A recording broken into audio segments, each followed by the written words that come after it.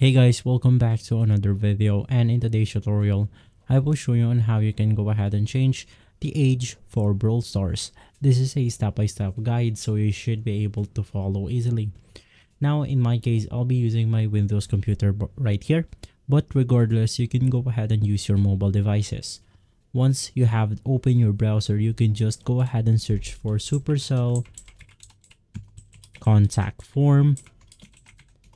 And from there, you want to go ahead and open this specific website right here, which is support.supercell.com.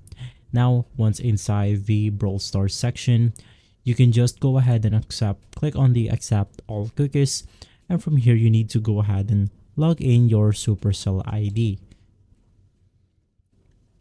And right after logging in your account into supercell.com, you can just go ahead and choose on the category to specify your problem. In our case, it's going to be something else. And from there, you have to go ahead and enter your player tag or account name and your email address. And from here, you have to go ahead and type that you accidentally placed a wrong age on your Supercell account, so you need help on changing it. And within a few days, Supercell will go ahead and reply to your ticket. So guys, if this video has been helpful for you, please consider by liking and subscribing. I'll make sure to see you again next time. And as always, thank you.